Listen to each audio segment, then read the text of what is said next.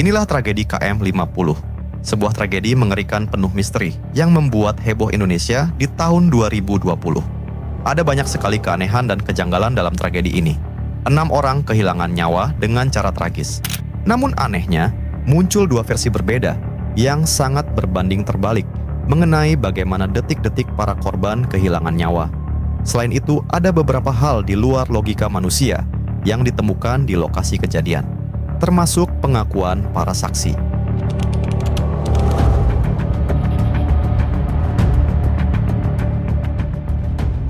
Kasus yang menjerat pemimpin FPI, Habib Rizik Syihab, menjadi awal dari tragedi KM50.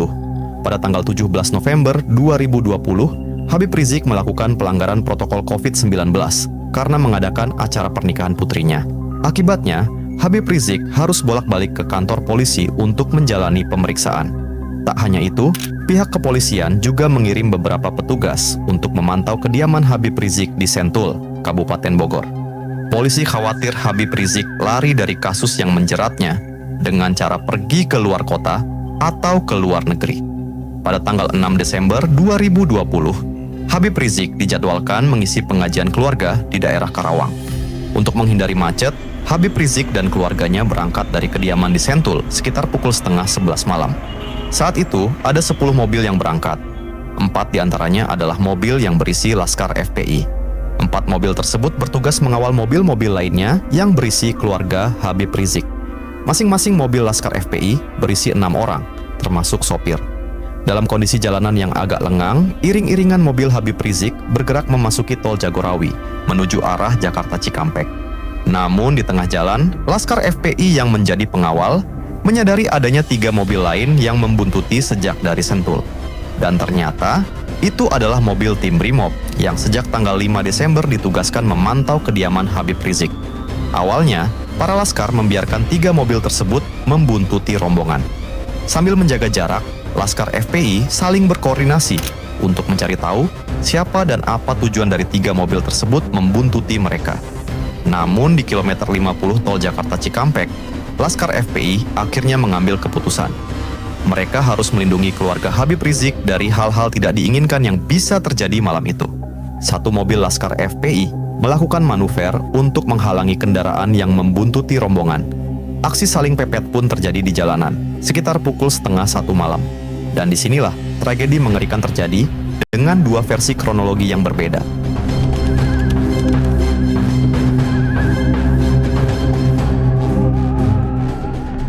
Menurut versi polisi, mobil Laskar FPI memepet terlebih dahulu sebelum memasuki kilometer 50. Tak hanya itu, beberapa anggota Laskar FPI diklaim menyerang mobil polisi menggunakan senjata tajam. Memasuki rest area kilometer 50, ketegangan di malam itu memuncak. Adu timah panas terjadi antara polisi dan Laskar FPI yang diklaim memiliki senpi. Di area inilah, polisi berhasil menghalau dan menghentikan 1 dari 4 mobil Laskar FPI. 2 anggota Laskar FPI di mobil tersebut kehilangan nyawa akibat terkena timah panas polisi. Sementara 4 orang lainnya diringkus dan kemudian dibawa masuk ke dalam 1 mobil. Selanjutnya, mobil yang berisi anggota polisi dan para Laskar FPI yang telah ditangkap melaju dengan arah yang sama seperti sebelumnya. Namun di area kilometer 51, ketegangan kembali terjadi. Disebutkan, 4 anggota Laskar FPI berusaha menyerang dan merebut senpi polisi. Perkelahian sengit pun terjadi di dalam mobil. Anggota polisi yang kewalahan akhirnya mengambil tindakan tegas. Demi membela diri, timah panas pun dilepaskan. 4 anggota Laskar FPI kehilangan nyawa di dalam mobil yang sedang melaju. Apa yang terjadi di malam itu menurut versi polisi diperkuat dengan beberapa barang bukti yang ditunjukkan kepada awak media di konferensi pers. Polisi memperlihatkan 2 senpi dan beberapa pedang yang diklaim milik Laskar FPI. Barang bukti itulah yang katanya digunakan Laskar FPI untuk menyerang petugas kepolisian. Namun, semua versi yang disampaikan polisi, mulai dari detik-detik terjadinya tragedi malam itu, hingga barang bukti, dibantah mentah-mentah oleh FPI. FPI menegaskan bahwa semua anggotanya, termasuk para Laskar, dilarang keras membawa barang-barang berbahaya.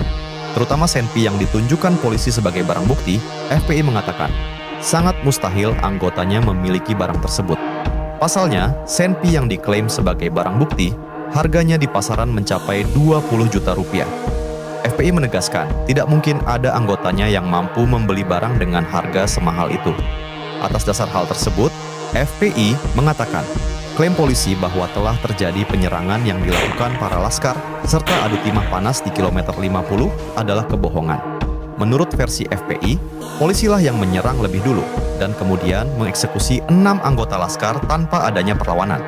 Untuk memperkuat versi ini, FPI menyebarkan beberapa bukti, yaitu rekaman suara 6 anggota laskar FPI saat mobil mereka saling pepet dengan mobil polisi. Dalam rekaman itu, terdengar suara anggota laskar yang ketakutan, bahkan sampai menangis, memohon maaf, dan meminta tolong.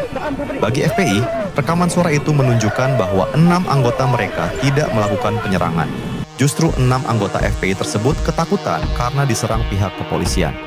FPI pun menjelaskan kronologi yang terjadi pada malam itu menurut versi mereka, yang kesimpulannya adalah 6 anggota laskar FPI diculik polisi di kilometer 50. Kemudian mereka disiksa dan dieksekusi dari jarak dekat.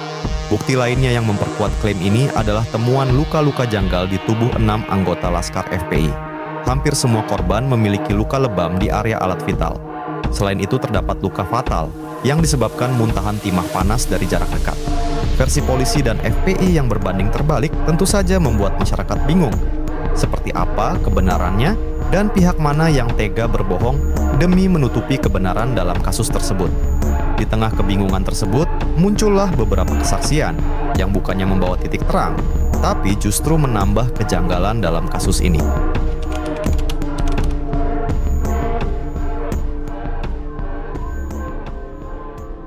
Warga sekitar di area kilometer 50 memberi kesaksian yang membuat kasus ini semakin menjadi misteri.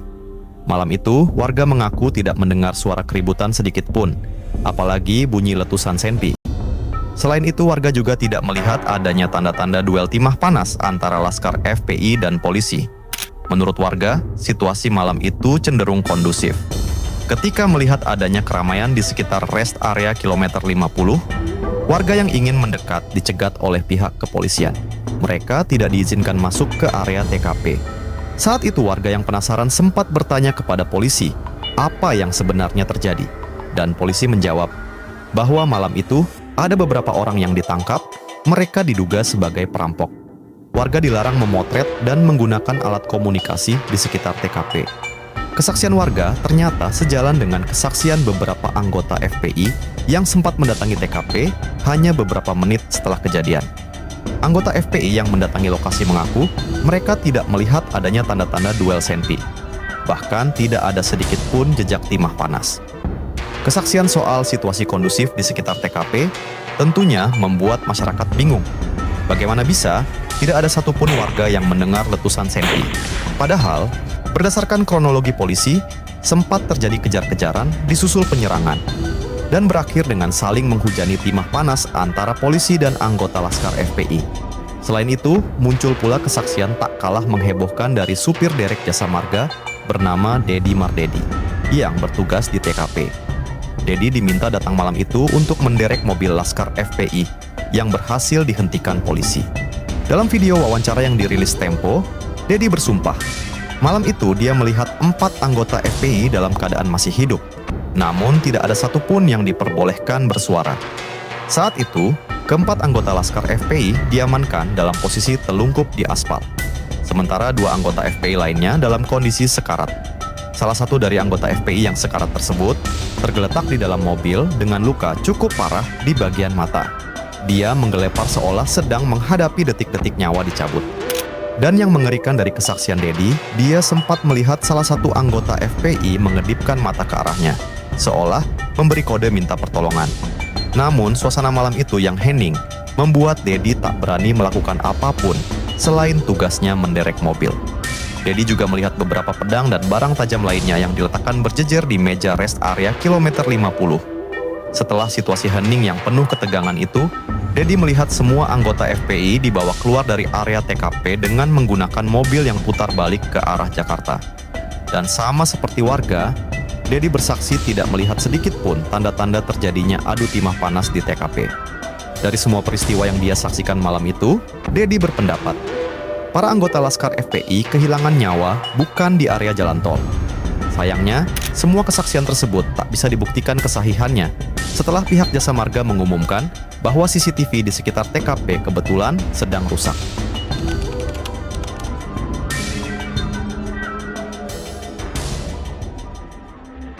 Kabar 6 anggota Laskar FPI yang kehilangan nyawa secara janggal di kilometer 50 Tol Jakarta Cikampek dengan cepat menyita perhatian masyarakat Indonesia.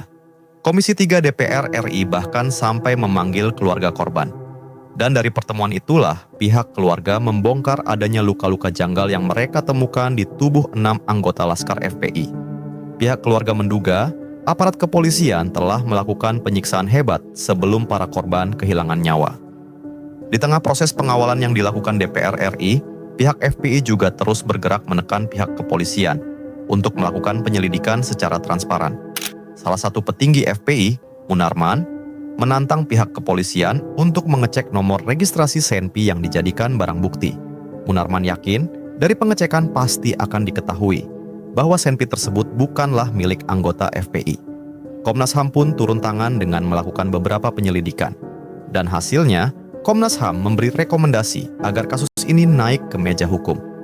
Menurut temuan Komnas HAM, telah terjadi dugaan pelanggaran berat di kilometer 50, yaitu penghilangan nyawa di luar proses hukum.